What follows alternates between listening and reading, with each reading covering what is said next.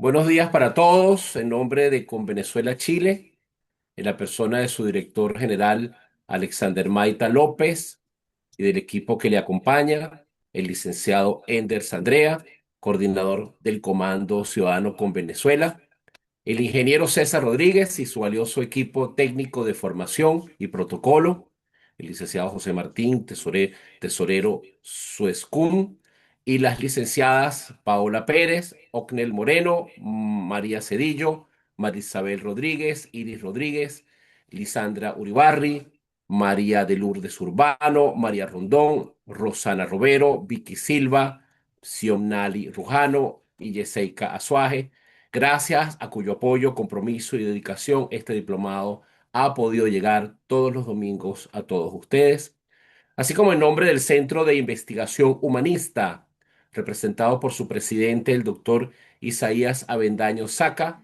y sus distinguidos directivos internacionales, el doctor Jorge Luis Gaviria, Estados Unidos, el doctor Numa Mostes de Oca, Argentina, el profesor Rafael López, Colombia, el licenciado Jorge Carrión, de la Fundación Universidad Hispana en Perú, el doctor José Gregorio Guevara en Venezuela y el embajador Walter Hernández Juárez en Costa Rica, y a toda la red académica aliada en universidades en todo el mundo, y de quien les habla esta mañana Luis Manuel Marcano Salazar.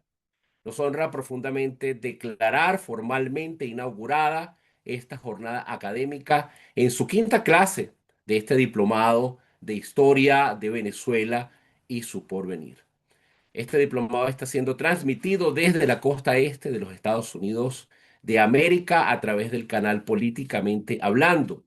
Extendemos un fraternal saludo a los representantes de Con Venezuela en diversas latitudes, a ANGOS, la Asociación Nacional de Generales y Oficiales Superiores de Bomberos, así como a los ex oficiales del Cuerpo Técnico, de Policía Judicial y de la extinta DICIP, quienes se han sumado con entusiasmo a este esfuerzo formativo. Saludamos igualmente al presidente de la Asociación de Derechos Fundamentales, ASDEFUN, conectado desde la Universidad Juárez Autónoma de Tabasco, México, y con especial afecto a toda esta hermosa y valiente diáspora venezolana que nos acompaña desde diferentes partes del mundo. Agradecemos a los presentes mantener sus micrófonos apagados durante las ponencias.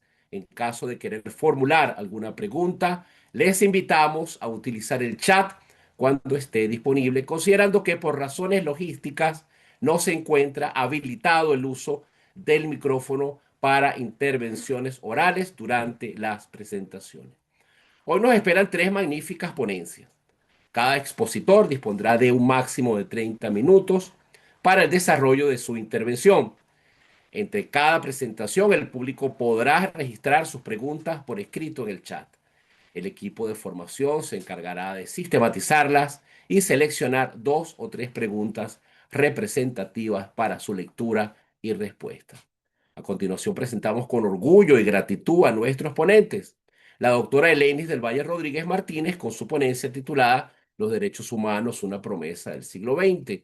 El doctor Carlos Isaías Aponte González, que nos hablará sobre los derechos humanos en Venezuela, perspectivas de existencia y cumplimiento. Y el doctor Joel García, con quien vamos a iniciar con la intervención Las garantías procesales para el cumplimiento de los derechos humanos. Recibamos con admiración y profundo respeto a estos tres ponentes excepcionales, cuya presencia en este espacio de reflexión colectiva constituye un acto de compromiso con la memoria, el pensamiento crítico y la construcción de un porvenir más justo. Palabras del doctor Alexander Maita, coordinador general del Comando y director general del Comando con Venezuela, Chile. Adelante, doctor.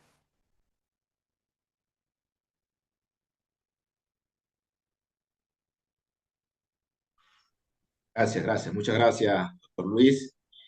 Gracias a todos los presentes. De verdad que iniciar un domingo, Día del Padre, este diplomado es un sinónimo de compromiso con el. Antes de dar paso a nuestra distinguida ponencia, deseo extender un saludo fraterno y entusiasta a los miembros de Convenezuela en todo el mundo, quienes desde distintos rincones del planeta mantienen viva la llama del compromiso ciudadano.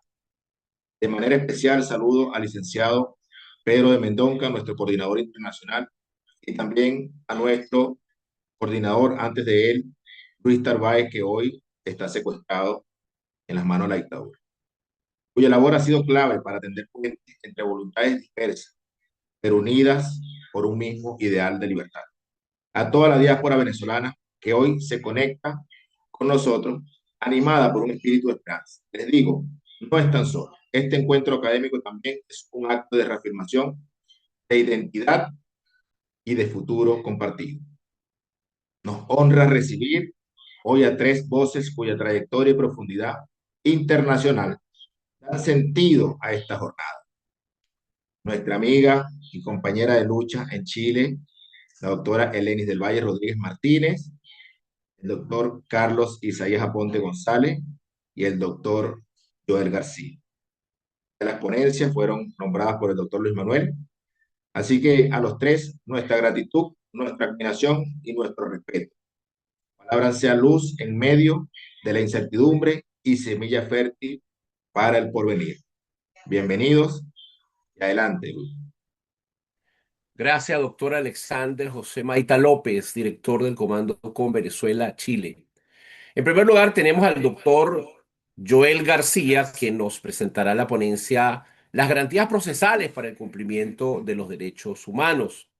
El doctor Joel García es abogado, especialista y maestrante en Derecho Penal, doctor en Ciencias de la Educación y postdoctorante en Gerencia, profesor universitario en pregrado y posgrado en las Universidades Santa María y Central de Venezuela, donde imparte materias como Derecho Penal, Procesal Penal y Derechos Humanos. Su enfoque académico integra saber jurídico y formación humanista, ofreciendo a sus estudiantes una mirada crítica y transformadora. Su intervención explorará el papel de las garantías procesales como fundamento del Estado de Derecho y piedra angular para que los derechos humanos se concreten en la vida de los ciudadanos. Bienvenido, doctor Joel García, tiene el uso de la palabra. Muchas gracias, Luis Marcano. Muchas gracias a todos por esta invitación que me honran estar con tan prestigioso panel y grupo de personas. Pregunto cómo me escuchan porque estoy en la calle. ¿Me escuchan bien? Muy bien, doctor, adelante. Muchas gracias. Ok, como bien acaba de anunciar el doctor Luis Marcano, las garantías procesales de cara a los derechos humanos. Los derechos humanos, como sabemos, son conquistas que hemos logrado a lo largo del crecimiento de la humanidad, pero ellos no tendrían ningún sentido. Ellos se quedarían en lo abstracto si en el Estado no contáramos con unas garantías procesales que pudieran hacer materializar efectivamente el disfrute de esos derechos. En el caso de Venezuela, si bien es cierto que en el periodo antes de esta tragedia, este cuarto de siglo que llevamos con este sistema de gobierno, también en aquella Venezuela democrática, también se violaban derechos humanos. Y con ello quiero aclarar que los derechos humanos, no hay violaciones a los derechos humanos buenas y violaciones a los derechos humanos malas, dependiendo de quién los viole. Porque en la sociedad pareciera que cuando alguien de nuestro agrado los viola, los aplaudimos. Y cuando no, los reprochamos. Y quiero hacer referencia en el caso específico de El Salvador con nuestros venezolanos que están acá.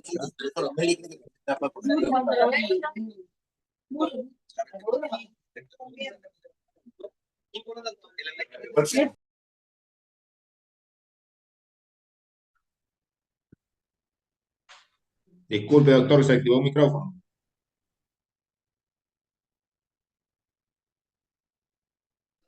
Doctor, está en mute. Doctor Joel, está en mute. En silencio. Ok, disculpe. Fíjense, les decía que no hay violación a los derechos humanos buenos ni violación a los derechos humanos malas. Y lo digo por el caso del Salvador, donde tenemos una gran cantidad de venezolanos ahorita recluidos allá, y que esas garantías procesales precisamente se le vienen violando.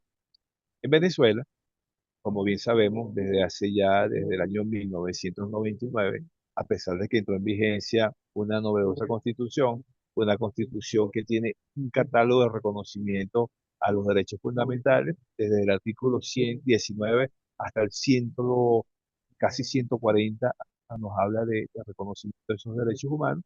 No es menos cierto de que en Venezuela, a pesar de que se quiera reformar la constitución, nuevamente esa constitución no se ha puesto en vigencia todavía. Si cualquier venezolano que conozca la constitución o cualquier extranjero agarra nuestra constitución y la lee, cualquiera de nosotros quisiera vivir en ese país que describe esa constitución. Ese país que describe la constitución está muy lejos de lo que nosotros hoy día afrontamos en Venezuela, y ustedes que están, muchos de ustedes que están fuera del país, son precisamente consecuencias de lo que estábamos viviendo en Venezuela. Nuestra Constitución establece en su artículo 49 el debido proceso. Y sabemos que el debido proceso es la armazón, es la fortaleza que tienen los derechos humanos. Sin embargo, en Venezuela, estas garantías procesales están diezmadas, es decir, no se están aplicando. Y si tomamos nuestro Código Orgánico Procesal Penal, desde el que el artículo primero al 23 nos habla de esos derechos fundamentales y además de las garantías procesales con las que debe contar cualquier ciudadano en Venezuela, porque esto aplica tanto para las actuaciones administrativas como para las judiciales, vemos que ello no está aplicándose. Y a partir del año 2023, específicamente septiembre, octubre de 2023, hasta la presente fecha, esto sí es verdad que quedó totalmente inexistente, lo que llamamos el debido proceso. Sabemos y conocemos de la cantidad de presos políticos que tenemos en Venezuela, y quien les habla, le habla desde la experiencia, desde que lo he vivido y lo he llevado, porque he sido representante de muchas de las personas que están hoy día como presos políticos, de otros que no están, que están fuera de Venezuela. Sin embargo, lo conozco, y desde el mes de septiembre del año 2023 a la presente fecha no ha sido posible que me dieran. No ha sido posible que nadie pueda nombrarse como defensor de estas personas. Eh, es decir, que las personas ahorita que caen en esta desgracia de confianza no pueden contar con una defensa de confianza. No conocen ni las actas que obran contra él, no conocen absolutamente nada. Caer en Venezuela preso en este momento es verdaderamente una desgracia, porque por lo menos antes se cuidaban la forma. Cuando se cuidaban la forma era que uno podía tener acceso a ese expediente, cobrarse en esa causa. Sin embargo, hoy día no hay una defensa de confianza. Esas personas que están tras la reja, las garantías son inexistentes. En Venezuela no hay garantía ahorita ninguna. Venezuela, a pesar de que tenemos todos esos derechos reconocidos en la Constitución, a pesar de que el Ministerio Público dice que se le respetan los derechos humanos, basta ver los informes de la Comisión de Determinación de los Hechos, basta ver que la Corte Penal Internacional tiene abierta una investigación en este momento para Venezuela, porque precisamente no hay garantía. Y estas garantías se producen en violaciones flagrantes de los derechos humanos y además a crímenes de lesa humanidad. Estos crímenes de lesa humanidad, sabemos su característica es que son violaciones generalizadas y sistemáticas a los derechos humanos. En Venezuela esto preocupa porque, lejos de minimizarse a pesar de esos informes de estos entes internacionales, lo que se está haciendo es incrementándose. Vean ustedes que a partir de las elecciones del pasado 28 de julio, hemos contado con una gran cantidad de presos políticos. Se han construido cárceles precisamente para albergar a más presos políticos, y lo que estamos viendo en los últimos días es que esto se va a implementar sumamente grave. Esto va a ser muy grave porque la persecución no va a cesar. Vean ustedes las garantías, por ejemplo, de la libertad de expresión no existen. Los medios de comunicación venezolanos están únicamente y exclusivamente para narrar noticias del extranjero, hablar de farándula, hablar de deporte, pero lo que sucede en Venezuela no se escucha en nuestras emisoras de radio, en nuestras televisoras de señal abierta. En Venezuela, el hablar de derechos humanos es bien forzado en este momento. hablar de justicia, esforzar el concepto de justicia, porque no existe. Venezuela en este momento, yo estoy corriendo riesgo, por ejemplo, por haciendo esta presentación con ustedes, esto me expone a mí a que me puedan perseguir. Tenemos defensores de derechos humanos presos, tenemos activistas de diferentes ONG presos, tenemos periodistas presos. Esto nos dice que esto no va a minimizarse, al contrario, se va a agravar en los próximos días. Próximamente tenemos unas elecciones a gobernadores, perdón, a alcaldes, que ya ayer escuchaba a Diosdado Cabello amenazando de que ellos no iban a hacer lo que les diera la gana porque el poder comunal iba a estar supervisando. Entonces, hablar de garantías, hablar de debido proceso en Venezuela es totalmente eh, hablar de mitología en este momento. Los que somos profesores de derecho en las universidades nos sentimos como frustrados porque prácticamente estamos engañando a esa gran cantidad de muchachos que quieren hacerse abogados en Venezuela, pero que en la práctica no van a poder verdaderamente ejercer esos derechos, porque nuestros tribunales no tienen autonomía, independencia y están supeditados a los dictámenes de ese monopoder que existe en Venezuela, porque no tenemos ninguna separación de poder. Como dije antes, si bien es cierto que en la época democrática, en 1958 hasta 1999, se violaban derechos humanos y también se violaban las garantías procesales, pero por lo menos había una institucionalidad que la hacía respetar. Hoy día no tenemos esa institucionalidad. Hoy día estamos a la merced de lo que dicte el dictador de Venezuela y la situación es muy grave. Entonces, los derechos humanos sin garantías procesales son inexistentes, quedan en un papel. Vemos cómo los organismos internacionales emiten informes, se pronuncian sobre la gravedad que está viviendo Venezuela, pero en Venezuela, a pesar de que la Constitución establece que los tratados de acuerdo internacionales en materia de derechos humanos tienen jerarquía, esos derechos no son acatados, esos dictámenes hacen caso omiso a ellos y la situación que estamos viviendo en Venezuela es de suma gravedad. Ahorita para usted no puede comprometer porque tiene que hacer mucho, hacer silencio y no se va a meter en problemas. Pero todos aquellos que de alguna manera alzamos la voz, estamos comprometidos con la libertad, la democracia y la defensa de los derechos humanos en Venezuela, estamos corriendo un grave riesgo en este momento. Eh, yo diría que, para concluir, los derechos humanos sin garantías procesales son inexistentes. Eso se traduce en Venezuela. No existen los derechos humanos en este momento. No hay garantía de ningún tipo y todos estamos a merced del dictador. Muchas gracias.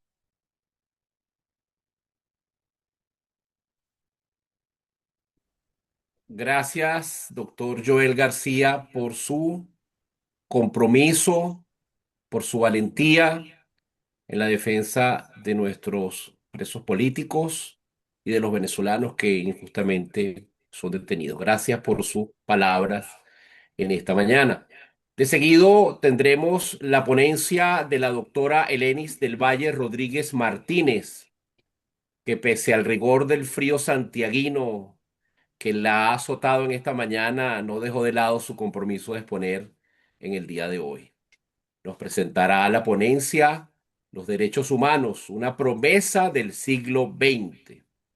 La doctora Elenis del Valle Rodríguez Martínez es abogada con sólida formación jurídica y humanística, especialista en Derecho Tributario y magíster en Educación, Mención, Gestión de Calidad por la Universidad Miguel de Cervantes de Santiago de Chile. Ha enriquecido su perfil con estudios de derechos humanos y un diplomado en políticas públicas y gestión pública.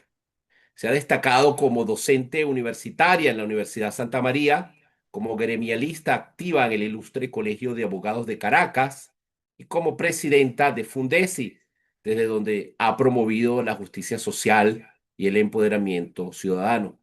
Su reflexión nos invita a redescubrir los derechos humanos como legado, como promesa y como brújula ética de nuestro tiempo. Adelante, doctora, los micrófonos son suyos. Si tiene una ponencia para que le autoricen compartir, por favor, una presentación.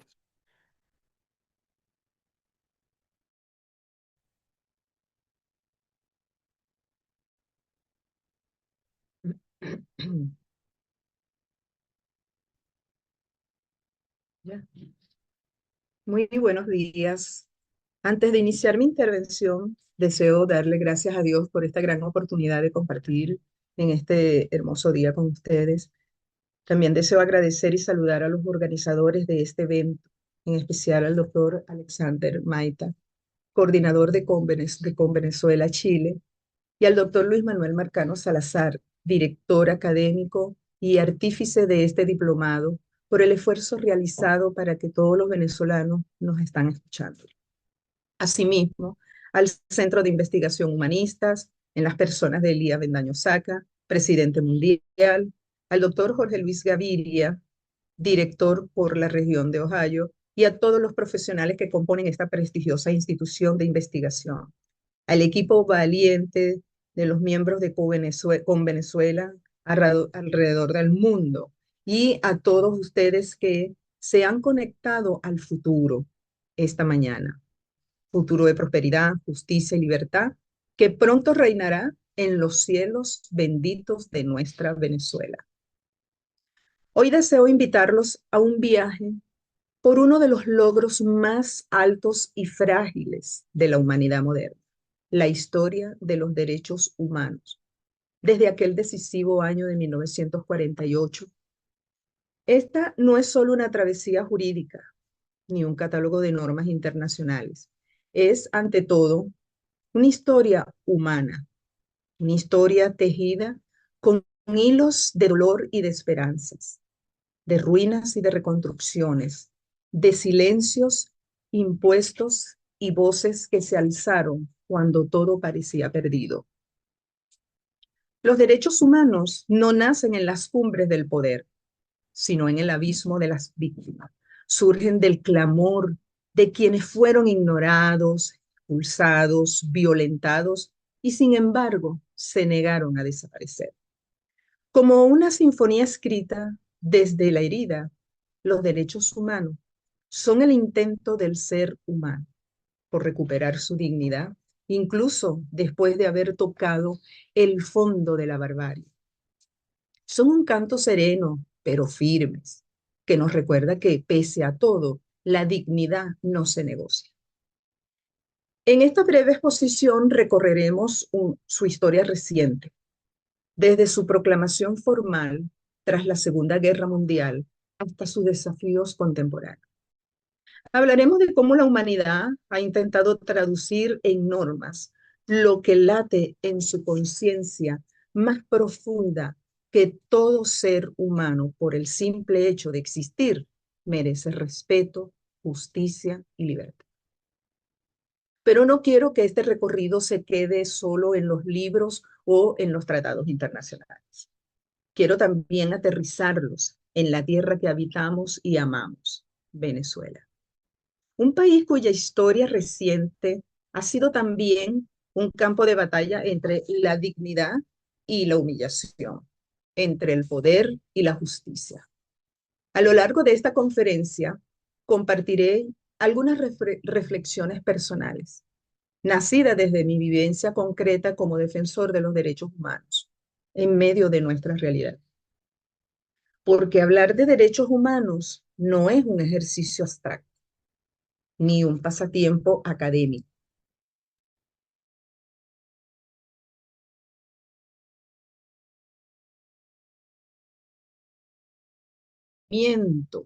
De acompañar a quienes han sido silenciados, de insistir con terquedad amorosa en que todavía es posible otro país, otro trato, otro destino, que todavía es posible ser humanos con los demás y no contra ellos. El año 1948 no fue un año cualquiera. Apenas 3 años después del fin de la Segunda Guerra Mundial, el mundo trataba de comprender el alcance de la destrucción que había dejado el conflicto. Las cifras eran frías, pero el dolor era cálido y hondo. Más de 60 millones de muertos, ciudades en ruinas, almas desgarradas. Las Naciones Unidas, nacidas en 1945, se erigían como una tímida esperanza de que el diálogo sustituyera a las balas.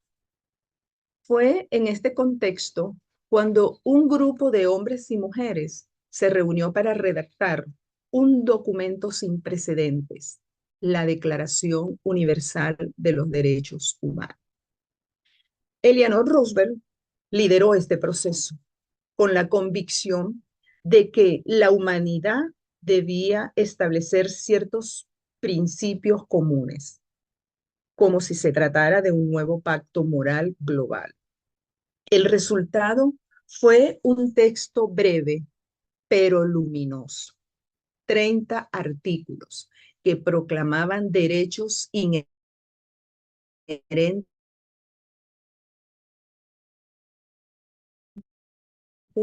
a toda persona sin distinción alguna. No del lirismo ingenuo, sino del horror experimentado.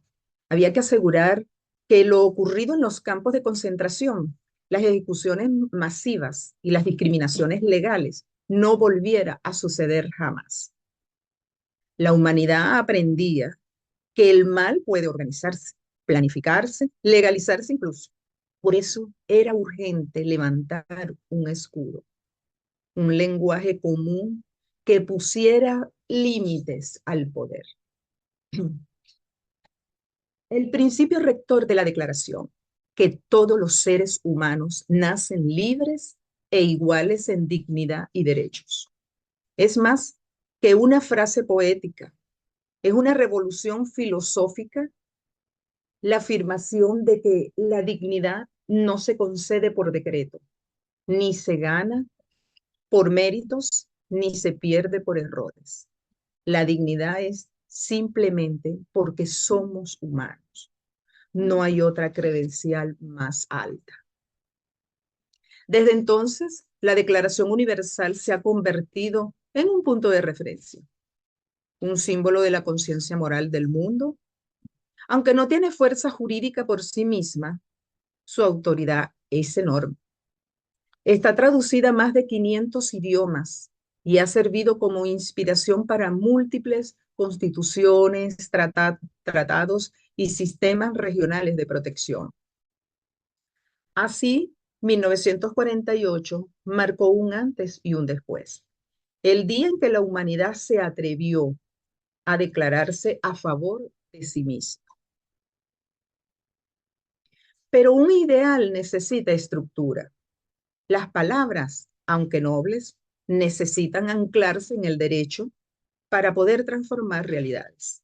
Por eso, en 1966, la comunidad internacional adoptó dos grandes tratados que desarrollaban los principios de la declaración: el Pacto Internacional de Derechos Civiles y Políticos y el Pacto de Derechos Económicos, Sociales y Culturales. Ambos entraron en vigor en 1976 y marcaron la madurez del proyecto iniciado en 1948. El primero de estos pactos garantiza derechos como la libertad de expresión, el derecho al voto, la libertad de culto, la prohibición de la tortura y el arresto arbitrario. El segundo protege el derecho a la educación, el derecho al trabajo, el derecho a la salud y a una vivienda digna. Al adoptarlos, los estados reconocieron que la dignidad humana no se agota en el derecho a no ser oprimido. También implica la posibilidad de desarrollar una vida plena y autónoma. En paralelo, surgieron sistemas regionales de protección, como el Consejo de Europa, con su tribunal en Estrasburgo, la Convención Americana sobre Derechos Humanos en 1969 y más tarde la Carta Africana de Derechos Humanos y de los Pueblos. Estos organismos permitieron a las víctimas acudir ante instancias internacionales cuando sus propios países cerraban las puertas de la justicia. Se trataba de que el derecho no fuese letra muerta, sino instrumentos vivos. Este desarrollo institucional fue clave para consolidar el principio de universalidad. Los derechos humanos no son privilegios culturales ni regalos del Estado. pertenecen a todos, en todo lugar, sin importar fronteras. La existencia de tribunales y comisiones dotó al ideal de 1948 de dientes y garras. Ahora los abusos podían ser denunciados, juzgados y condenados incluso por instancias supranacionales. Sin embargo, también hubo tensiones durante la Guerra Fría. Los derechos humanos se convirtieron en arma arrojadiza. El bloque occidental promovía los derechos civiles y políticos, mientras que el bloque socialista priorizaba los derechos sociales. Ambos enfoques eran incompletos, por separado. Solo con el tiempo se comprendió que todos los derechos son interdependientes. No se puede vivir libre si se vive en la miseria, ni se puede tener bienestar sin libertad. Desde la Proclamación de los Derechos Universales de los Derechos Humanos en 1948, Venezuela ha vivido una compleja relación con estos principios fundamentales. A lo largo de las décadas, el país ha experimentado avances y retrocesos en materia de derechos humanos, marcados por periodos de democracia, dictadura, crisis económicas y sociales y una creciente movilización de la sociedad civil. Mis palabras recorren los hitos más significativos de esta lucha, destacando el papel de las organizaciones y activistas que han mantenido viva la llama de la dignidad humana en tiempos de adversidad. El año 1948 marcó un hito global con la adopción de la Declaración Universal de los Derechos Humanos por parte de las Naciones Unidas. En Venezuela, sin embargo, este año coincidió con el inicio de una década de dictadura militar tras el derrocamiento del presidente Rómulo Gallegos. Durante este periodo se suprimieron las libertades civiles, se persiguió a la oposición política y se restringió la libertad de prensa. A pesar de la represión, surgieron movimientos clandestinos, exiliados que abogaban por el retorno a la democracia y el respeto a los derechos fundamentales. Con el derrocamiento de la dictadura en 1958, Venezuela inició una etapa democrática que trajo consigo avances en la institucionalización de los derechos humanos. Se promulgaron leyes que garantizaban las libertades civiles y políticas y se establecieron mecanismos para la protección de los derechos fundamentales. Sin embargo, este periodo también estuvo marcado por desafíos significativos, como la represión de movimientos sociales y la resistencia de desigualdades económicas y sociales. Organizaciones como la Comisión de Derechos Humanos, disculpe, de los misioneros de Maryknoll y el Comité de Familiares de Víctimas, COFAVID, comenzaron a documentar y denunciar violaciones a los derechos humanos, sentando las bases para una sociedad civil más activa y vigilante. En el año 1989 marcó un antes y un después en la historia reciente de Venezuela, con el estallido del llamado Caracazo. Esta oleada de protestas, inicialmente motivada por el aumento del precio del transporte público y el costo de la vida, reveló la profunda fractura social. La represión que siguió fue brutal. El Estado respondió con una violencia desmedida que dejó centenares de muertos, muchos de ellos ejecutados extrajudicialmente, y una cifra aún indeterminada de desaparecidos. Este episodio evidenció que a pesar del régimen democrático, los derechos humanos podían ser vulnerados de manera sistemática por el propio Estado. El Caracazo sacudió la conciencia nacional y puso en tela de juicio la legitimidad de las instituciones democráticas.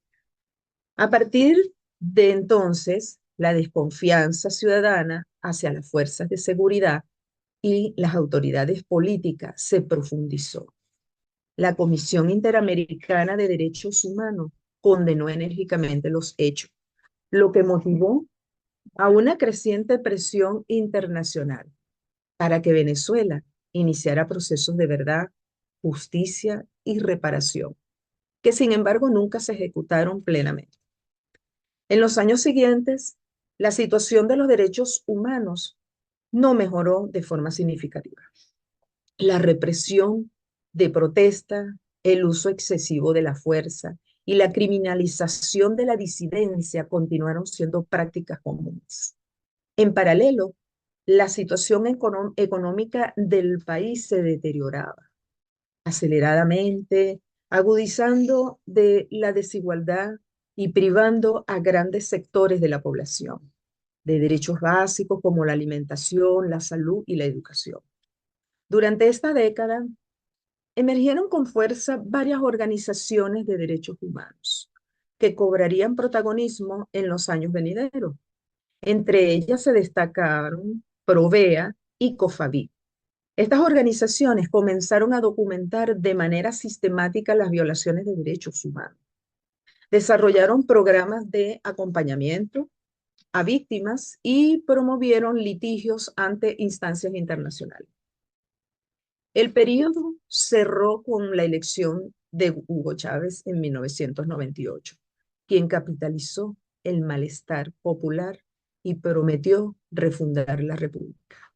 Su ascenso al poder representó una ruptura con las élites políticas tradicionales y al mismo tiempo generó grandes expectativas en torno a la posibilidad de garantizar derechos sociales para todos los venezolanos. Sin embargo, también marcaría el inicio de una nueva etapa, caracterizada por tensiones crecientes entre el poder estatal y los principios democráticos fundamentales. Con la llegada de Hugo Chávez al poder en 1999, Venezuela adoptó una nueva constitución que incluía un amplio catálogo de derechos humanos. Esta constitución fue celebrada por muchos sectores progresistas, ya que introdujo de manera explícita derechos sociales, económicos, culturales y colectivos. Además de reconocer la participación ciudadana como pilar del nuevo orden político. Se establecieron instituciones como la Defensoría del Pueblo y se ratificaron importantes tratados internacionales de derechos humanos. No obstante, en la práctica política del chavismo rápidamente comenzó a mostrar señales preocupantes para la vigencia de estos derechos.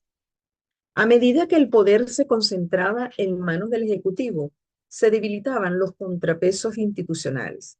La independencia judicial fue progresivamente socavada y las instituciones creadas para proteger los derechos humanos perdieron su autonomía y capacidad de acción efectiva. La libertad de expresión también comenzó a verse amenazada, con cierres de medios de comunicación, hostigamientos a periodistas y el uso del aparato estatal para silenciar críticas. Las ONG defensoras de derechos humanos fueron objeto de ataques discursivos desde el poder y sus actividades se vieron restringidas mediante nuevas normativas que limitaban la cooperación internacional y los recursos financieros.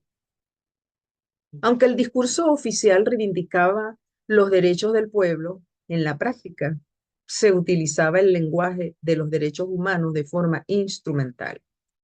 Mientras se vulneraban derechos fundamentales, especialmente los vinculados a la participación política, las calles ardían con la protesta social y a exigencia de la rendición de cuentas.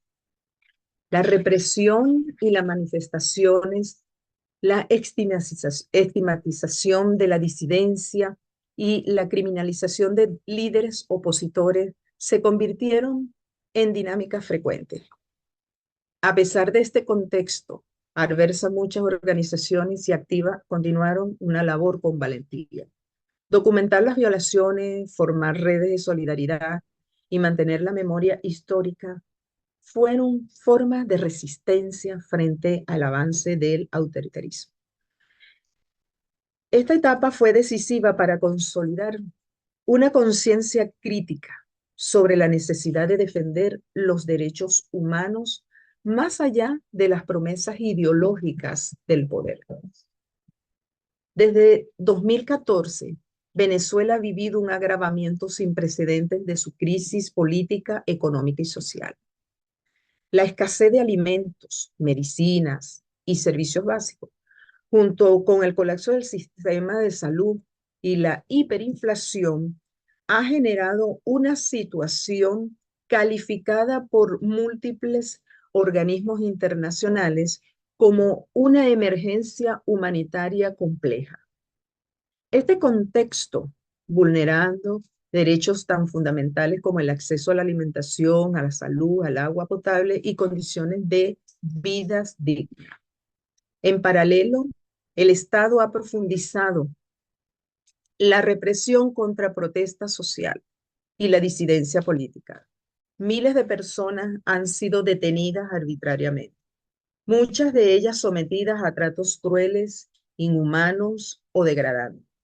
Se han documentado casos de tortura, desapariciones forzadas y ejecuciones extrajudiciales, en un patrón sistemático de violaciones que ha llevado a instancias internacionales a considerar la posibilidad de crímenes de lesa humanidad.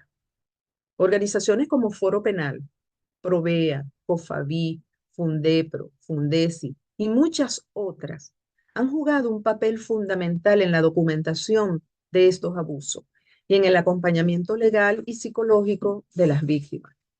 Asimismo, la Misión Internacional Independiente de Determinación de los Hechos sobre Venezuela, establecida en el Consejo de Derechos Humanos de la ONU, ha emitido informes detallados que sustentan las denuncias sobre la responsabilidad del Estado en estas violaciones.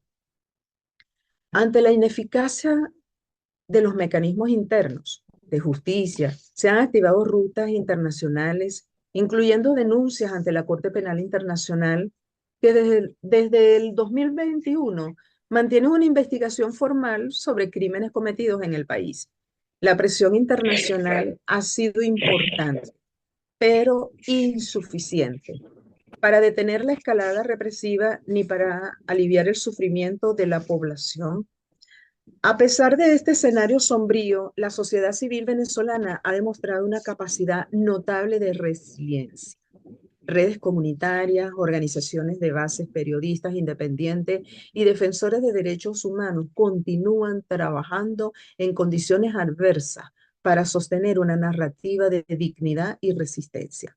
El futuro de los derechos humanos, señores, en Venezuela dependerá en gran medida de la fuerza de estas redes y del apoyo solidario de la comunidad internacional.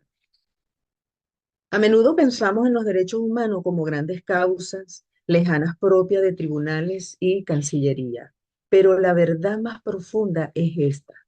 Los derechos humanos comienzan en lo cotidiano, en el respeto al prójimo, en la defensa del diferente, en el rechazo a la humillación, incluso a gestos más simples, escuchar, no discriminar, no callar frente al abuso. Defender los derechos humanos es muchas veces incómodo. Es más fácil mirar hacia otro lado. Pero si hemos de ser fieles a nuestra humanidad, debemos atrevernos a incomodar. Porque los derechos humanos no son garantía de comodidad, son garantía de dignidad. Y la dignidad, por definición, no se negocia. Es necesario formar nuevas generaciones que atiendan esto. La educación en derechos humanos no puede limitarse a asignatura, debe permear toda la cultura. Se educa en derechos no solo hablando de ellos, sino viviéndolos. Y eso implica cultivar empatía, pensamiento crítico y valentía moral. Hoy más que nunca necesitamos recordar que cada derecho conquistado fue ante una injusticia tolerada y que si no la defendemos puede desaparecer. como desaparecen las libertades cuando nadie las reclama. Los derechos humanos no se heredan como objeto, se transmiten como llamas, con el ejemplo. Voy a hablar brevemente, quisiera hablar, tengo muchos testimonios para dar, pero el tiempo apremia. Y voy a hablar brevemente de un testimonio personal. En el año 2014, tuve el privilegio también, y también la herida, de acompañar junto a un grupo de profesores de diversas universidades a estudiantes en una marcha profundamente simbólica. Íbamos rumbo a la sede del Ministerio Público, donde ellos iban a entregar un pliego de peticiones, donde exigían la liberación de jóvenes detenidos en el estado Mérida, Nueva Esparta, y así como el cese de la violencia y la persecución contra estudiantes que ejercían su derecho constitucional a la protesta pacífica. Esta marcha marcó mi vida. Si alguna vez me quedaban dudas sobre la magnitud de las violaciones de los derechos humanos en Venezuela, incluso en periodos supuestamente democráticos, como lo fue el caso del Caracazo, ese día las certezas se hicieron carne. El 12 de febrero del año 2014, Día de la Juventud, mientras marchábamos con los jóvenes pacíficamente, fue asesinado el joven Basilda Acosta a las 3 de la tarde por disparos por funcionarios del SEBIN. Horas después, en la noche, uno de los jóvenes que ayudó a cargar a Basilda Acosta fue asesinado y muchos de esos compañeros se pudo ver sin filtros el verdadero rostro del mal. No el mal teórico, ni el mal burocrático, el mal concreto, el que dispara, el que silencia, el que asesina. Ese día se rompió algo en la República y en nosotros. Desde entonces el Poder Judicial, que debería ser el refugio y garantía, se convirtió en un paredón que no necesita armas, porque basta su silencio. Allí fueron a parar cientos de jóvenes, estudiantes, líderes sociales, profesores, ciudadanos que simplemente pensaron distinto, a nombre de la ley, pero traicionando su espíritu. Se utilizaron los tribunales para condenar sin pruebas, para imponer prisión preventiva sin causa, para aplicar la ley penal del enemigo. Un poder judicial sin autonomía no es justicia, es complicidad. En lugar de un escudo frente al abuso, se volvió instrumento del castigo. No juzgaron delitos, juzgaron ideas. Y eso es exactamente lo que define una dictadura. Recuerdo particularmente un hecho que jamás he podido olvidar. En un programa del canal del Estado, Viviendo en Democracia, irónicamente, llamado, usurpado por unas camarillas antidemocráticas, se transmitieron videos de adolescentes detenidos ilegalmente, forzados a grabar declaraciones en las que bajo amenaza debían vincular a políticos de oposición con supuestos actos violentos. Entre esos menores estaba un estudiante que fue brutalmente vejado. Gracias a la intervención inmediata de los abogados de Fundesi, se introdujo un recurso de amparo constitucional que llegó a manos de una jueza que, aún en ese clima de opresión, tuvo la lucidez y el valor de hacer justicia. Cuando el muchacho, tiritando del miedo, se quitó la camisa en el tribunal y mostró las marcas de los golpes, la verdad rompió el blindaje de la narrativa oficial. El amparo fue declarado con lugar. Fue uno de esos instantes en los que el derecho, tan cercado, logró alzar la voz. Y así concluyo, que nunca nos falte esa voz inferior que se indigna, que se conmueve, que actúa. Porque mientras esa voz viva en nosotros, los derechos humanos seguirán siendo más que un texto, serán una promesa aún viva del siglo XX al porvenir. En mi mochila de sueños llevo guardada una libertad intacta, como una llama que no se apaga. Es una llave pequeña pero poderosa, que abre las puertas de la esperanza. Allí, en ese rincón íntimo y luminoso, habita un espacio común de libertad, donde cabemos todos, sin distinción, sin miedo, sin cadenas, una patria posible abrazada por el porvenir. Y yo quiero cerrar con dos pensamientos de dos jóvenes que cayeron por defender la democracia, la justicia y libertad. Bueno, señores, este que está aquí sale a marchar mañana sin miedo de nada que la esperanza, por la esperanza de encontrar una mejor Venezuela. Fue escrito el 11 de febrero a las 11:30 de la noche por Basil da Costa. La lucha de pocos vale por el futuro de todos. Un niño, Neomar Lambert. Y lo que sí le puedo garantizar a todos los presos políticos y a los caídos y a todos que nos escuchan, que sufren porque muchos tienen familiares pasando por esto, es que vamos a seguir luchando por la justicia y libertad y que así lo vamos a lograr con el favor de Dios. Muchas gracias. Gracias, doctora Elenis del Valle Rodríguez Martínez, por su didáctica y magnífica ponencia. Además de que por su valentía, por su compromiso con la democracia y con la justicia. Finalmente tendremos al doctor Carlos Isaías Aponte González, que nos presentará la ponencia Los derechos humanos en Venezuela, perspectivas desde existencia y cumplimiento. Carlos Aponte es abogado y licenciado en computación, con especializaciones en derecho penal, derecho internacional humanitario, criminalística y derecho constitucional. Magíster en derecho procesal y derecho penal. Actualmente cursa estudios doctorales en derecho constitucional. Ha ejercido la docencia en importantes universidades de Venezuela y Ecuador y ha publicado diversos trabajos académicos reconocidos en círculos especializados. Su exposición abordará con mirada crítica las tensiones entre norma y realidad, los caminos posibles para la vigencia efectiva de los derechos humanos en la Venezuela contemporánea. Adelante, doctor Carlos Aponte, el micrófono es suyo.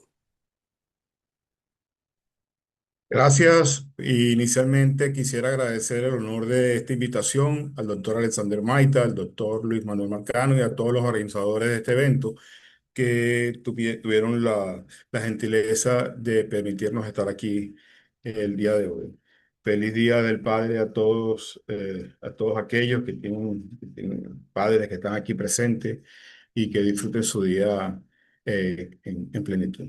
Bien, cuando tratamos de visualizar lo que es la parte normativa de los derechos humanos, tenemos que tomar en cuenta ese recorrido histórico de su construcción, su construcción normativa. Esa construcción nos lleva a entender precisamente que el ser humano como animal, como ente perteneciente a, a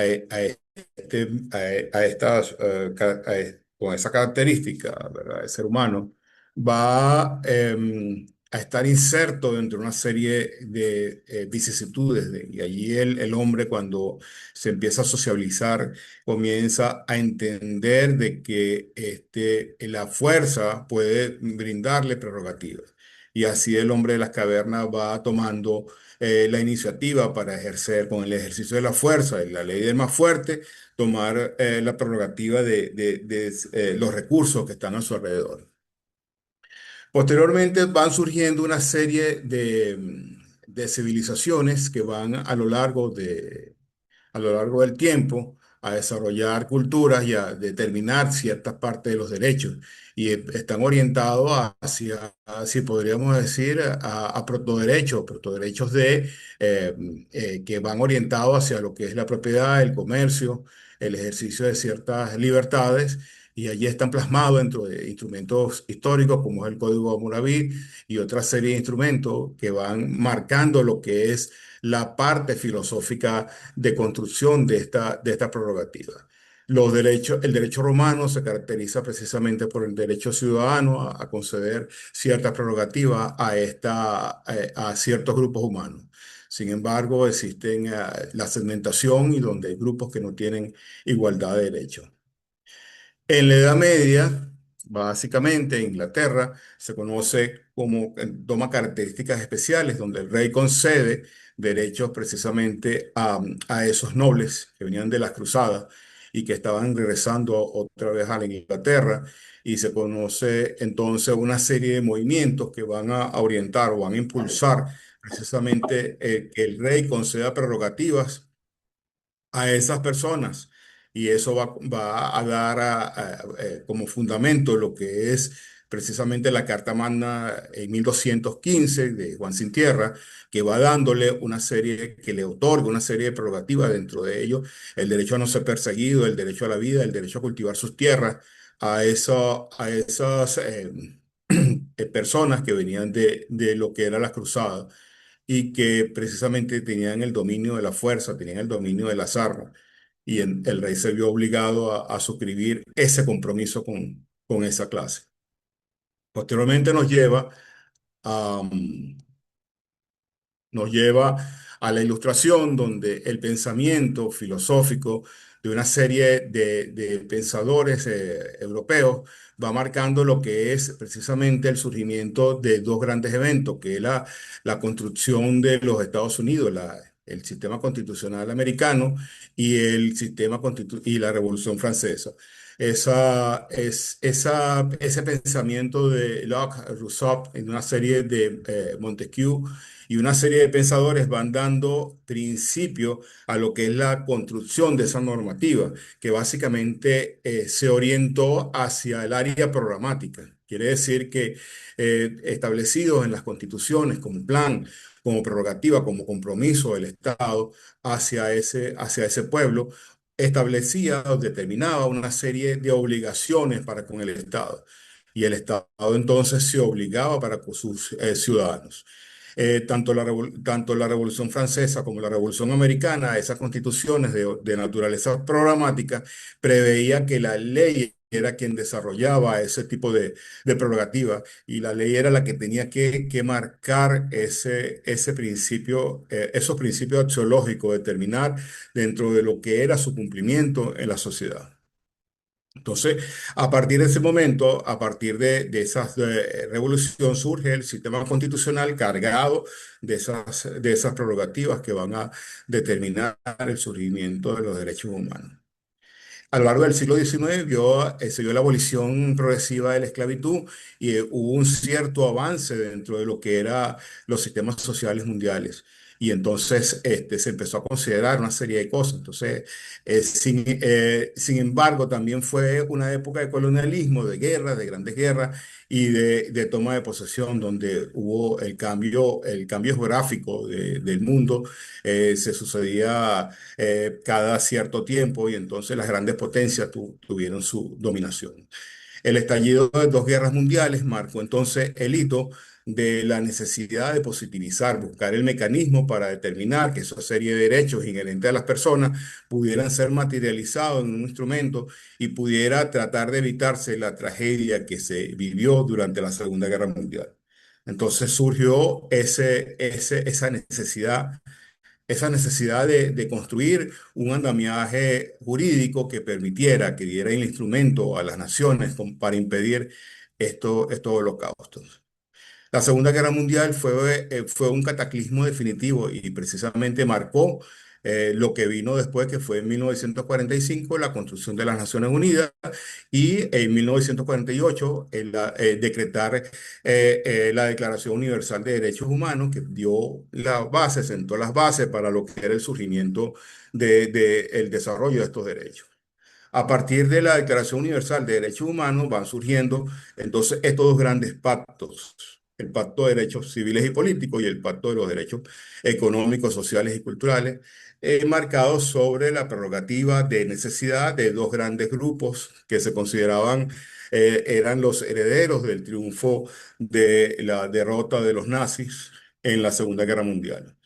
Entonces los derechos civiles y políticos van a marcar, o venían marcando, las constituciones americanas, y todo el desarrollo de las constituciones europeas, y va a marcar también el desarrollo de otras constituciones, inspiran el desarrollo de otras constituciones como la venezolana todas las venezolanas que se sucedieron desde la época de la constitución de la Gran Colombia y sucesivamente después de la división a lo que era con la cosiata de Venezuela y los límites que ya actualmente conocemos.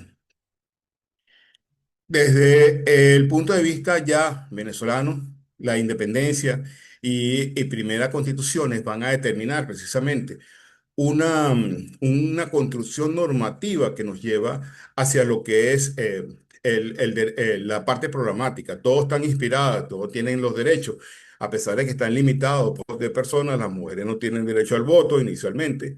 El comercio era ejercido especialmente por personas con cierta condición.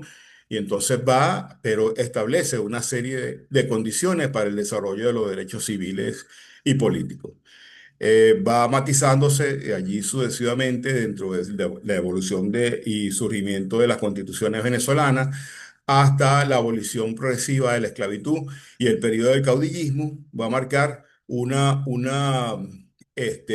desajuste, quizás un desconcierto dentro de todo lo que era las constituciones, porque se sucedía un gobierno tras otro, tras otro, tras otro hasta el gobierno de Juan Vicente Gómez, que logra estabilizar lo que es el sistema constitucional y la positivización de toda esa serie de normas o el desarrollo de esa parte normativa dentro de lo que es el cumplimiento de los derechos que se le otorgan a las personas, que finalmente es lo importante. Esa normatización de todos esos derechos va siempre en el interés progresivo, o sea, y programático. Esas normas son de naturaleza programática, todas tienen que ser desarrolladas por la ley. La ley entonces adquiere una gran importancia. La Constitución es el elemento marco de lo que es el cumplimiento de todos esos derechos. La ley es la que le da la esencia al desarrollo individual de todo lo que establece, de todo el marco de referencia que está establecido en la Constitución. Juan Vicente Gómez, una dictadura férrea, pudo apaciguar todo lo que era el sistema, lo que era el caudillismo, lo que establecía ese cambio transicional entre un gobierno y otro, y logró más o menos estabilizar el gobierno durante un tiempo más o menos largo, con mucha represión, con mucha falta de derechos, ya que él era la ley, él era el que imponía la ley, y las cosas se hacían tal cual como él lo establecía su hacienda. Él consideraba que Venezuela era su gran hacienda y que él era el administrador de esa hacienda. Trajo una serie de beneficios como que es el pago absoluto de la deuda externa y la pacificación del país. Sin embargo, eso costó sangre y sudor para todo lo que es la población venezolana. La influencia de esos movimientos sociales, entonces surgieron movimientos obreros a partir de la caída de Juan Vicente Gómez, movimientos estudiantiles, comenzaron a desmantelar todo lo que era el aparato represor y surgió una nueva época que va a marcar todo lo que es el desarrollo institucional y constitucional venezolano.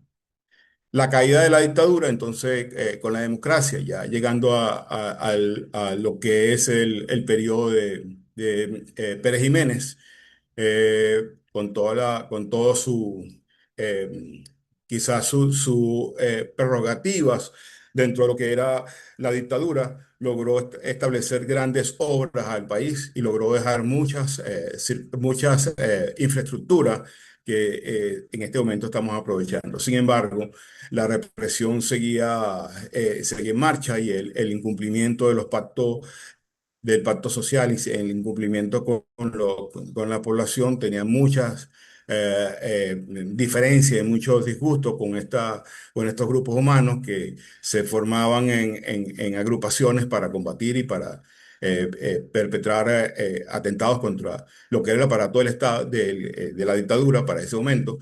Sin embargo, bueno, ya para 1958 cae esa dictadura y entramos en un periodo de una constitución que va a establecer un proyecto de nación que, según se dice, se cumplió más o menos en un 30%.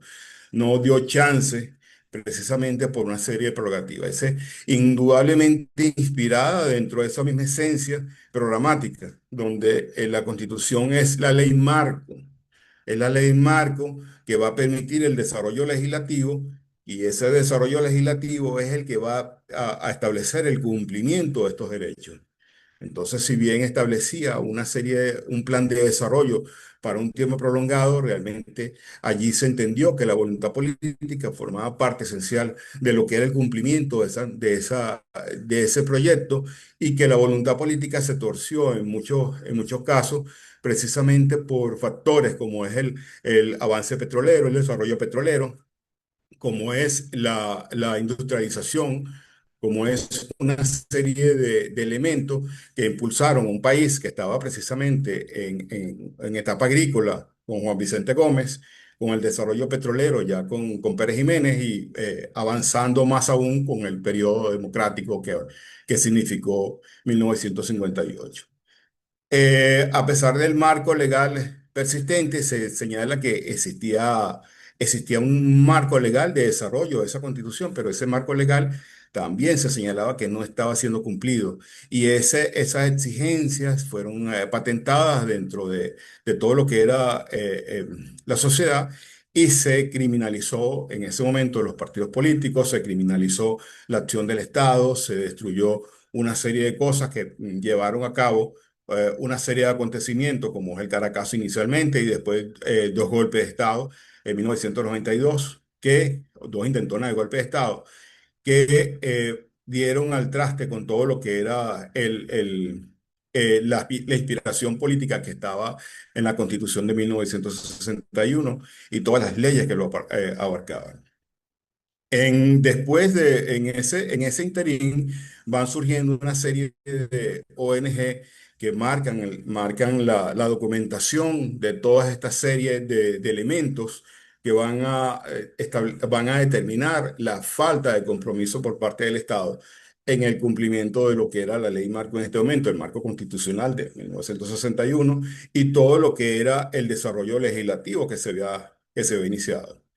La ratificación de tratados es importante, la ratificación de tratados internacionales, porque en esta época, durante toda esta época de democracia, se ratificaron prácticamente todos los tratados internacionales en materia de derechos humanos. Se trató de cumplir y Venezuela se integró a todas las organizaciones habidas y por haber de protección de derechos humanos.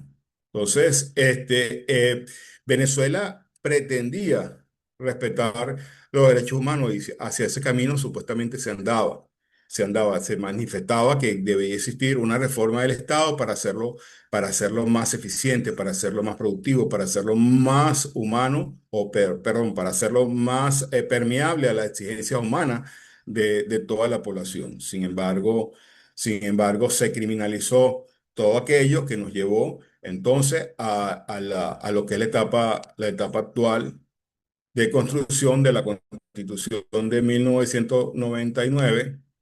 A ver, ajá. El proceso político, los derechos nos llevó a la Constitución de 1999 que establece un catálogo extensivo de derechos. ¿Qué fue lo que hizo el constituyente de 1999? Tomó todo el andamiaje que existía en los tratados internacionales y lo positivizó en la Constitución y lo puso de manera práctica, supuestamente con un desarrollo inmediato. Ya el desarrollo programático, muchas veces la norma constitucional se valía por sí sola. Ya ella no necesitaba de una ley para poder desarrollar los principios y valores que estaban en la Constitución.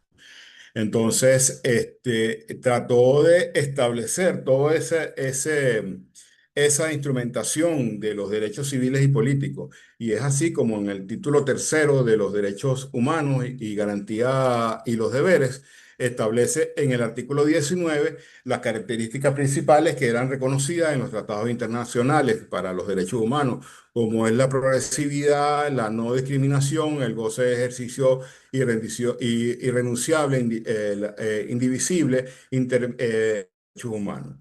todas esas características, estableció precisamente una serie de consideraciones.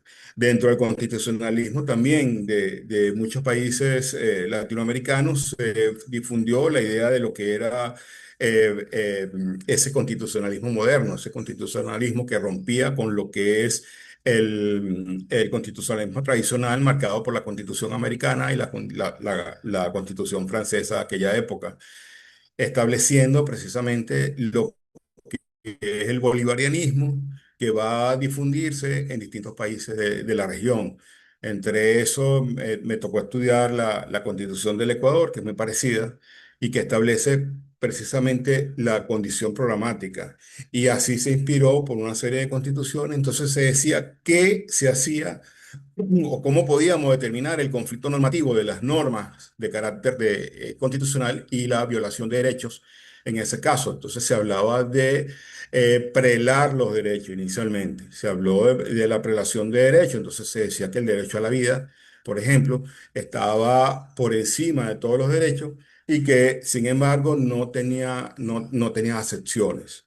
Entonces, cuando se habló de eso, se entraron en discusiones extensiva, donde decían que existían países que establecían la pena de muerte y entonces allí no se estaba cumpliendo ese derecho ni se estaba cumpliendo con los pactos internacionales. Sin embargo, se establecía que después de pasar por un proceso judicial se llegaba a esa determinación y tenía que cumplirse. Y asimismo se decía que el derecho a la vida estaba por encima de otros derechos y el derecho a lo que era el agua, por ejemplo. Entonces se llegó a esa condición interdependiente y se estableció entonces que se iba a dejar a un lado esa concepción y se iba a hablar entonces de que existía la ponderación que nos va a llevar precisamente a establecer condiciones especiales para que un derecho tenga más vigencia que otro y establecer la pauta para que los jueces pudieran tomar decisiones en esos casos. Sin embargo, muchas de estas constituciones tienen el ámbito de los derechos humanos preestablecido en la Constitución que puede ser de aplicación inmediata sin necesidad de la prerrogativa de una ley.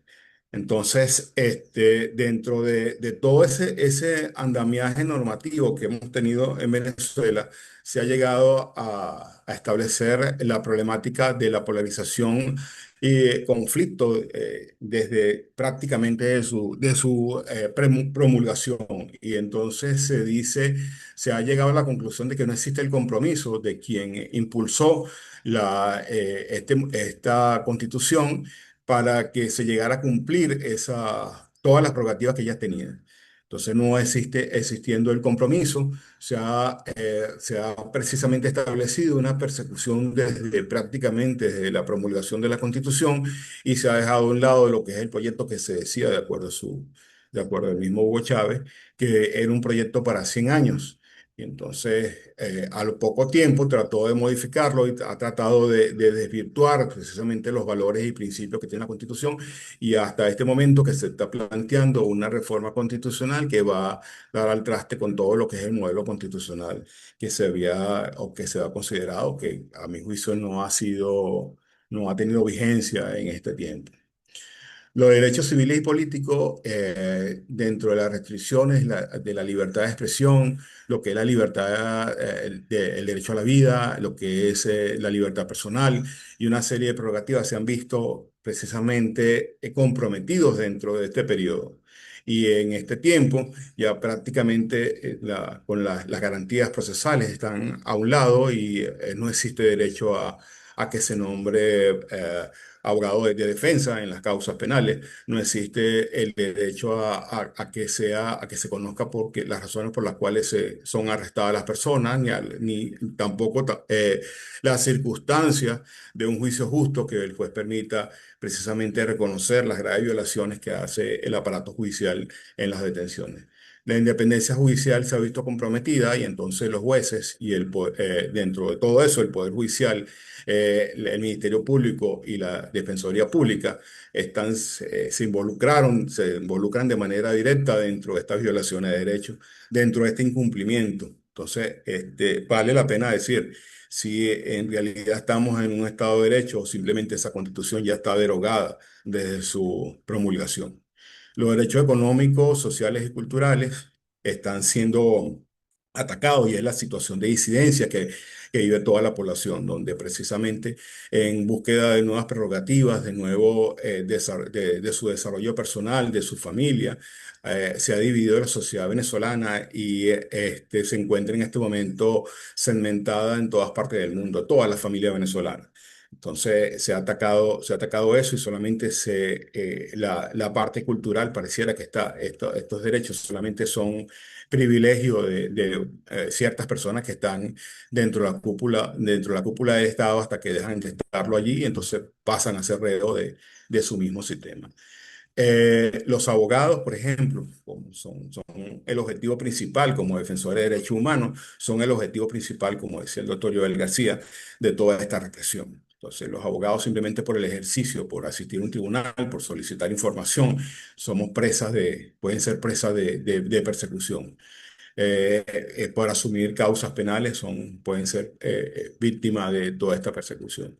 Entonces, existiendo un deterioro constante de todo lo que es el reconocimiento internacional de los derechos humanos sin que exista por parte de los organismos internacionales la acción directa que permita precisamente restablecer lo que es el sistema constitucional venezolano y permita entonces de esta manera aliviar los graves pesos que está viviendo la población venezolana, en los que quedan acá. Y las circunstancias agravadas que viven aquellas personas que toman la decisión de emigrar y ante la situación de inestabilidad o la situación política que viven en otros países y que precisamente ocasionan deportaciones y ocasionan una serie de condiciones que son adversas a lo que es la misma naturaleza del venezolano que abierta, que quiere trabajar, que quiere progresar y que quiere estar quiere cultivar su familia. El retiro de la Corte Interamericana de Justicia y de todo lo que es el sistema americano ha causado un deterioro tremendo dentro de lo que es la posibilidad de respuesta ante este conjunto de atrocidades que se ha vivido desde 1999 y que progresivamente ha ido creciendo y que pensábamos que no podía ser peor, pero podemos ver que sí puede ser peor cada día. Entonces, esa condición de salida de Venezuela de ahí, que marcó el país, no ha traído ningún beneficio a lo que es el desarrollo de esa positivización de esos derechos humanos dentro del país. La respuesta de tales violaciones está considerada en la misión de determinación de derechos humanos que establece que ha documentado en sus informes precisamente estas violaciones, ya que no se puede decir que cuento o que no existen. El informe de ACNUR también y el informe de una serie de organizaciones a nivel internacional que han llevado precisamente la necesidad de establecer toda esta atrocidad que ha pasado el pueblo venezolano que de manera progresiva ha deteriorado la calidad de vida del venezolano.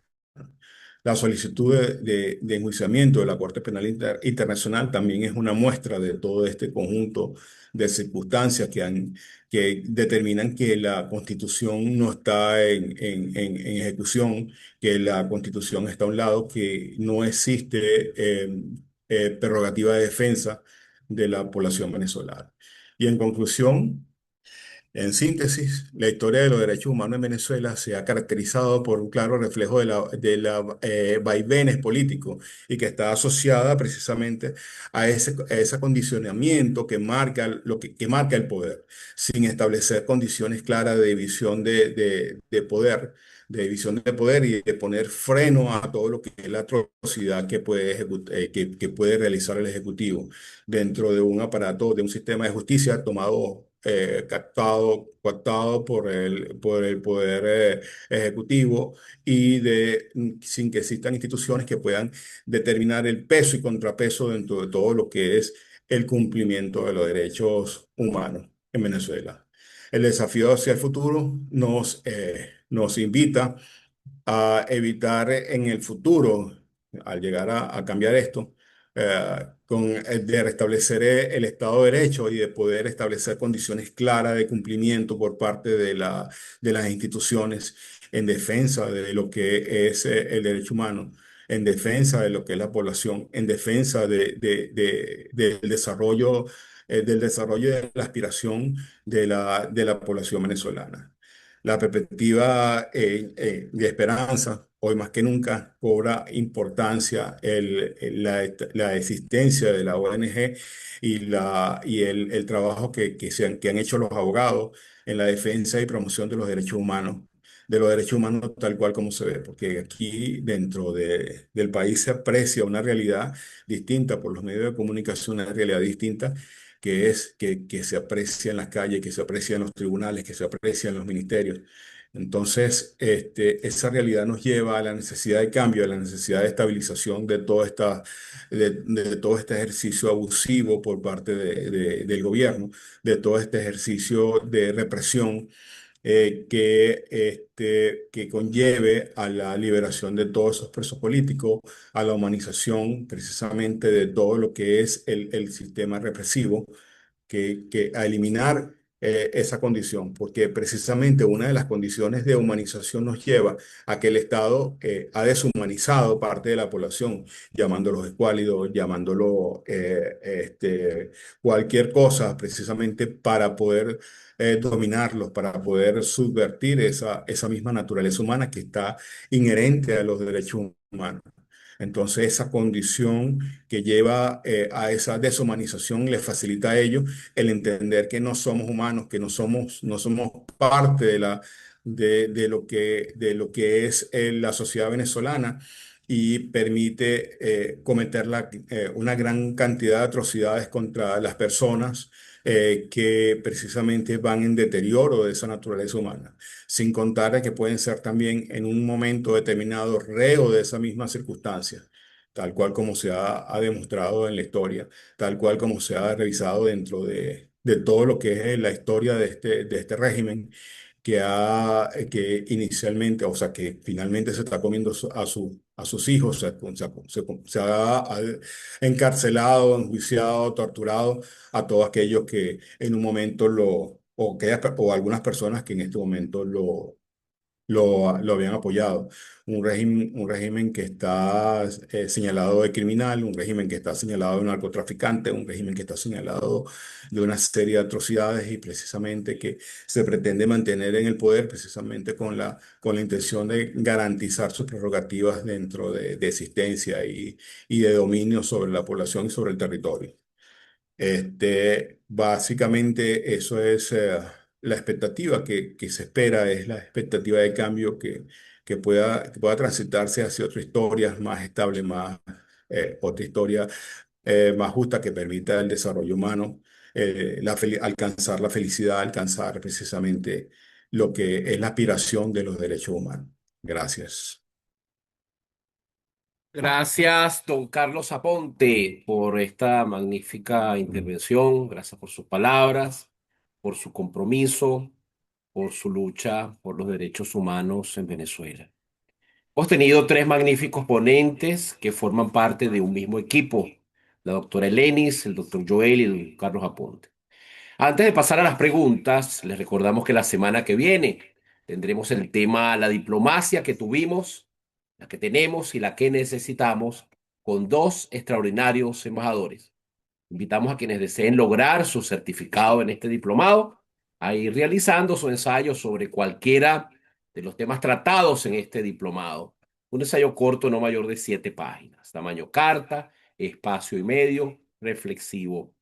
Atentos a las redes de Venezuela, en las cuales se irán colocando avisos e informaciones importantes respecto a la obtención de este certificado. Estas, como todas las clases anteriores, han sido grabadas y pueden ser ubicadas en las redes de Venezuela, 20 Venezuela, en el canal Políticamente Hablando y en las grabaciones del Centro de Investigación Humanista. Pasamos a las preguntas por bloque, según nos llegan las compilaciones gracias al equipo de formación de 20 Venezuela. Y tenemos 5 grandes preguntas que las vamos a hacer de una vez y que los ponentes, por favor, atentos a las preguntas para que cualquiera de ustedes pueda ir dando respuesta a estos planteamientos compilados por nuestros eh, colaboradores y hechas por nuestros asistentes. Primera pregunta: ¿por qué Venezuela a lo largo de su historia ha carecido de una institución, ha carecido de una institución sólida de derechos humanos para proteger a sus ciudadanos? ¿Y cómo se explica que en medio de su abundancia legal, mineral y humana, exista una dramática desconexión entre el derecho escrito y los derechos efectivos? Segunda pregunta: desde su experiencia, doctor Joel, doctora Elenis, doctor Carlos, ¿qué acciones concretas deben impulsarse dentro y fuera del país para que la Corte Penal Internacional avance decisivamente en el caso venezolano, especialmente ante las graves violaciones de los derechos humanos que vivimos hoy más que nunca? Atentos a la tercera pregunta: ¿creen ustedes que en caso de alcanzarse una verdadera integración regional en América Latina, sería posible la creación de una corte penal regional capaz de prevenir el surgimiento de regímenes violadores de los derechos humanos y de limitar el peso excesivo del Estado sobre las personas? Cuarta pregunta, atentos ponentes: ¿es posible rescatar el espíritu y la vigencia de los derechos consagrados en la Constitución venezolana, hoy reducidos a letra muerta, bajo un régimen que los ignora sistemáticamente? Y la última pregunta para nuestros distinguidos ponentes en esta mañana: ¿qué condiciones falta para que la Corte Penal Internacional actúe de forma contundente en el caso venezolano? ¿Y hasta qué punto podemos seguir confiando en organismos internacionales que, ante tantas pruebas, parecen más cómplices por omisión que garantes de la justicia? Atentos ponentes para responder. Tiene el micrófono, el uso del derecho de palabra los ponentes para responder. ¿Quién quiere iniciar la respuesta? De la doctora Eleni está levantando la mano. Bueno, la verdad es que no pude anotar las preguntas, pero sí me quedaron algunas para decirlo en forma general.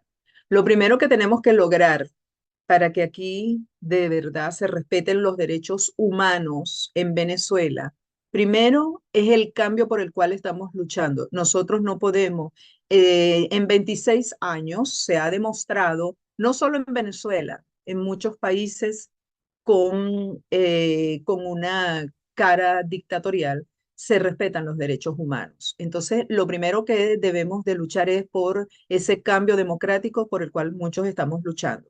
Segundo, hacer valer la Constitución, así sea el gobierno democrático por el cual estamos luchando, porque fíjense la experiencia que tuvimos con el Caracazo.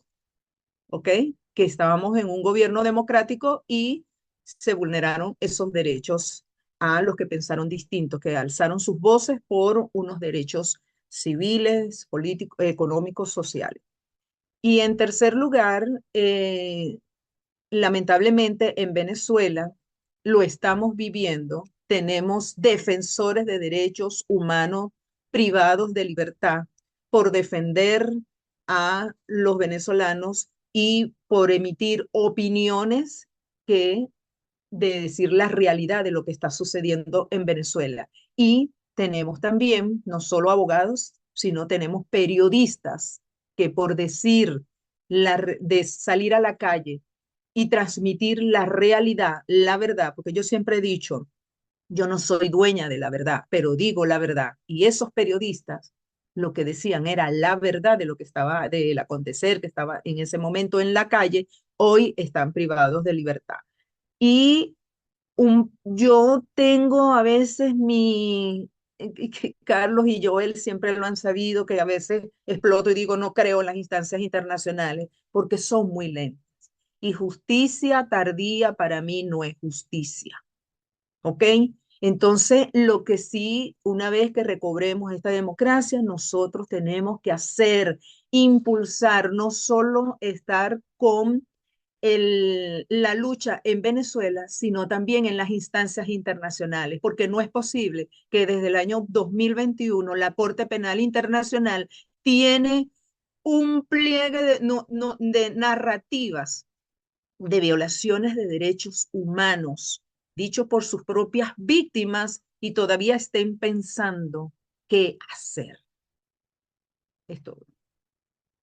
Muchas gracias, doctora Eleni, por la respuesta que ha dado en esta asamblea, en este momento de este diplomado que estamos cursando más de 300 venezolanos alrededor del mundo. Doctor Carlos, ¿usted quiere hacer uso del derecho de palabra para responder alguna de las preguntas? Sí, me gustaría. En cuanto a la regionalización de lo que es el sistema de justicia penal, debemos entender dos cosas. Fíjese bien que el Estatuto de Roma es parte del sistema internacional de la ONU. Estableció el Estatuto de Roma, y ese Estatuto de Roma precisamente dio la existencia a la Corte Penal Internacional. Dentro de ello se establece la cesión, o sea, lo que es la extensión de la competencia penal, la extensión de la competencia penal a ese órgano. Aquí se ha dirigido una serie o se ha establecido una serie de parámetros que van a determinar lo que es la internacionalización de lo que es la justicia penal. Allí tenemos la Buenas justicia tardes, penal saludos, argentina, disculpe. ¿sí? Para informar algo por aquí, por favor. Acabamos de sufrir un temblor muy fuerte aquí en Lima, alrededor Ah, de caramba. 5 o 5.5. Entonces pido que nos están impidiendo evacuar de los edificios. Pido permiso para poder salir y ponerme en refugio. Adelante, adelante, adelante. Y, ojalá estén a salvo todos Ojalá, allá en Lima. Saludos a todos. Muchas gracias. ojalá, Por aquí es Leo Bracho. gracias. Ojalá todo salga bien allí. Bueno, se ha establecido distintos sistemas jurídicos, han tomado para sí lo que es la justicia internacional penal. Ahí lo tenemos en el sistema jurídico argentino, ha establecido precisamente esa prerrogativa de juzgar internacionalmente aquellos crímenes atroces que están en el sistema internacional dentro del Estatuto de Roma. También lo ha hecho la justicia española. La justicia española, dentro del andamiaje, establece la posibilidad de juzgar, y tenemos como muestra la situación de Pinochet, que fue detenido y juzgado precisamente. Entonces, esa justicia internacional penal está concentrada dentro de lo que es la Corte Penal Internacional para juzgar todos aquellos crímenes atroces que establece la misma legislación. En cuanto a lo que es la posibilidad de actuación del sistema internacional dentro de lo que es la solución del problema venezolano, debemos entender principalmente que estas organizaciones internacionales debemos tomarlas como clubes. En el caso de Naciones Unidas, es un club que agrupa a todos los países que están en buena parte del mundo para discutir cuestiones de su conveniencia. Entonces, eso dificulta, limita lo que es el accionar político para poder eliminar, para poder mitigar todo lo que es la acción de protección de derechos humanos y de comercio y de todo aquello. Entonces tiene que existir un consenso que de forma protocolar requiere una serie de pasos, y eso lo hace aparatos muy lentos. Muy lento. Existe el pronunciamiento, y el pronunciamiento precisamente es el que va a limitar todo lo que es excepcional. Inicialmente se tomaba que para la existencia de los estados se consideraba tradicionalmente que existían tres elementos: territorio, población y gobierno. Actualmente, de manera moderna, se dice que debe existir también el reconocimiento internacional, ya que sin el reconocimiento internacional los países están aislados, están bloqueados, no cuentan precisamente con esa condición de apertura que le va a permitir el ejercicio del comercio y el avance de la población. Entonces, bajo esa condición, Venezuela, como un país forajido, se ha declarado, y precisamente se ha establecido una serie de bloqueos que van a desarrollar esa tesis que dice que el reconocimiento internacional es un elemento fundamental para la existencia de los estados. Por otra parte, aquí se habla en relación al punto de vista venezolano y a la problemática venezolana. Ya mediante el ejercicio del voto se han hecho una serie de intentos para recuperar lo que era el orden democrático dentro del mismo orden democrático que establece la Constitución y la ley venezolana.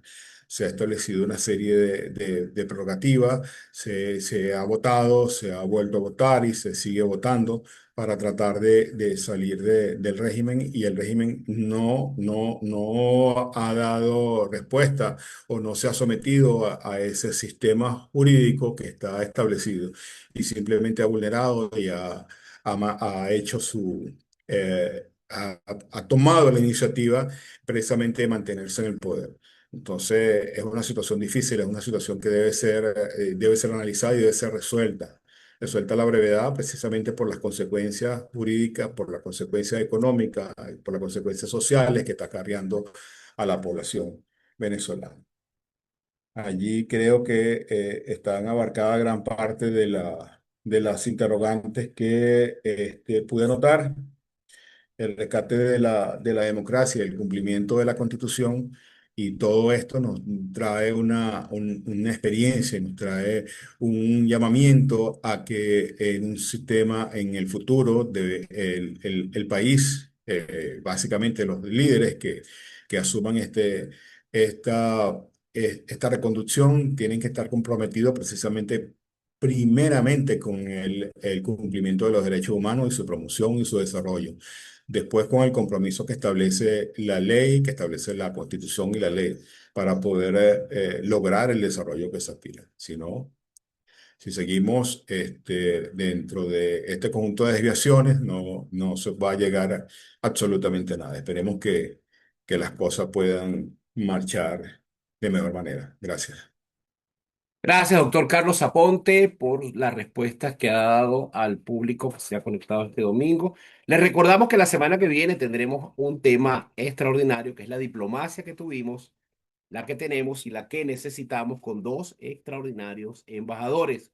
En nombre de Convenezuela, Chile, y del Centro de Investigación Humanista, que tengan un feliz domingo y feliz Día del Padre para todos ustedes. Don César, queda disponible el micrófono.